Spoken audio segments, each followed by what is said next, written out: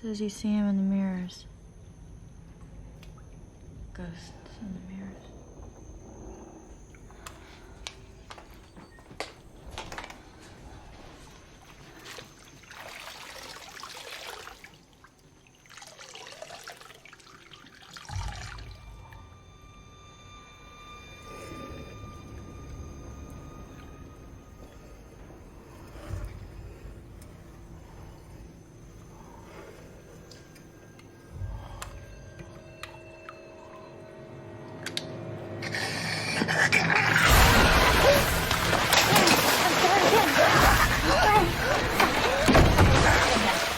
Ben, stop.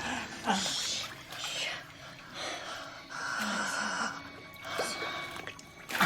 so sorry. I'm so sorry. You see them too. Welcome back, everyone, to our channel. I'm Nikki. And I'm John. And this is Nikki and John. Today we're going to talk about The Skeleton Key, 2005, directed by Ian Softley, written by Erin Kruger. Cast includes the adorable Kate Hudson. I just can't get enough of her. She's so goddamn cute. I love the hell out of her. Peter Skarsgård, Joy Bryant, Gina Rollins, and John Hurt. Kate Hudson plays a young nurse, hospice nurse, taking care of an old man who's bedridden. Weird things start to happen around the plantation and the house because it's in the deep swamp of the South, where all the voodoo is. Yeah. Yeah. Yeah. Yeah. Bird. Yeah. Yeah. Yeah. Mockingbird. Don't everybody have you heard? Have you heard? So when all this crazy stuff starts happening, she decides to look more into it and found out a lot of things that are happening are because the voodoo spells. And then the whole movie takes you onto the story and the background, which I love. I love that so much because it's so different. It's so scary, and I love how detailed it is. I believe the practice is really hoodoo, and voodoo is like the somewhat of like the religion part of it. Okay, my mistake. And No, this movie, like when I first watched this movie, I thought the same thing. And then when I learned that, I kind of looked into it a little bit back then. So that's why I know that. I enjoyed this film solely because it was completely different.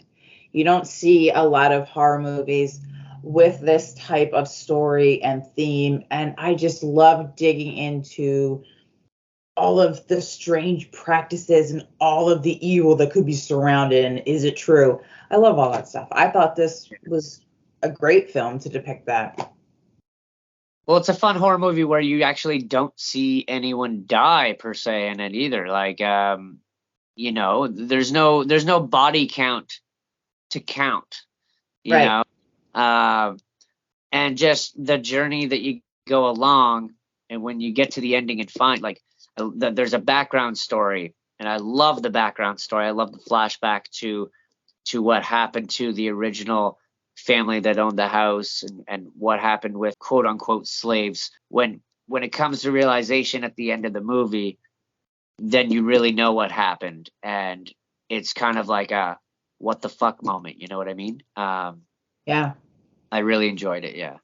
I liked everywhere it went with that. Even like how they shot it. I felt like everything was just so creepy, and I loved getting that feeling because, like you said, there's no body count. There is, but you don't. There's no one accounted for to actually take,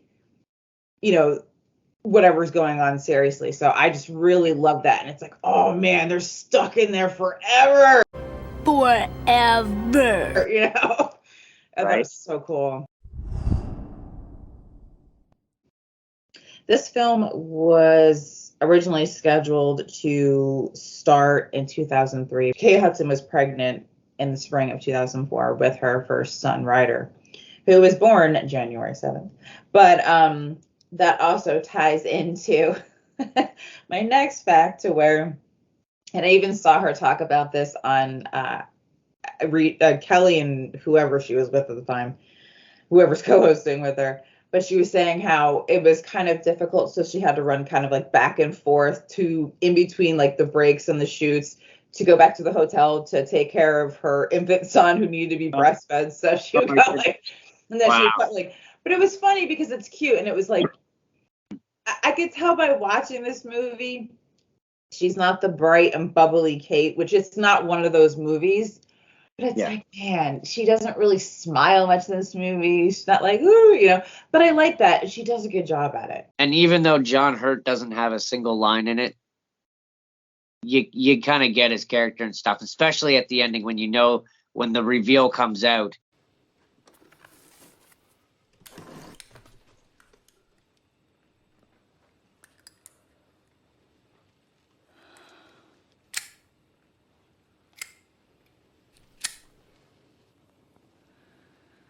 Thank you, child.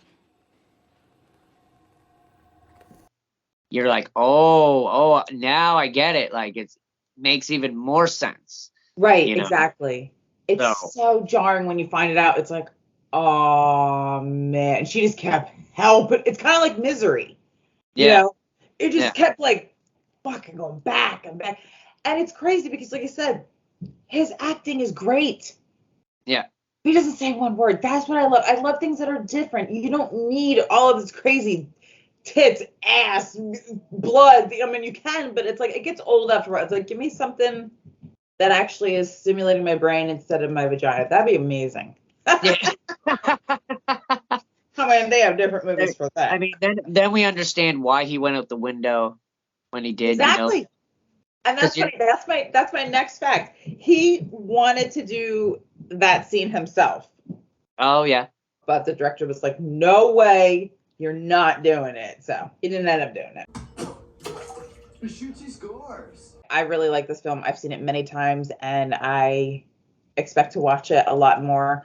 I'm sure, like after Halloween, it's gonna be gone. But oh, God, I would anywhere it is free and whatnot. I would still love to watch it. So for me, 4.4. I like it that much. So. Wow. That's a big score. I love Kate Hudson. She's so goddamn cute. Like I just love her. I mean, I really enjoyed the movie. I've watched it a few times, and I will probably watch it again. So I'll probably give it like a 3.9. Just because, for me, a horror movie, I like to see some gore and stuff, but this one's just really kind of more of a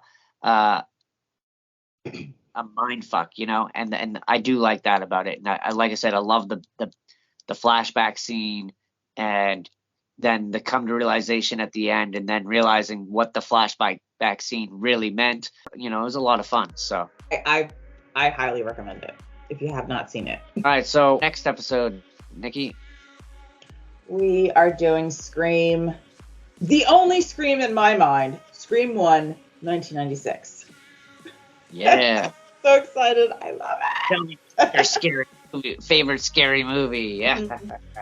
So excited. I love that film. It's great. So everyone, please don't forget to like, subscribe, hit the notification bell, leave us a comment, and until next time, bye. What are you drinking, Linda? Limeade. Already? It's 9 o'clock. Well, I took an OxyContin and I didn't have anything to swallow it.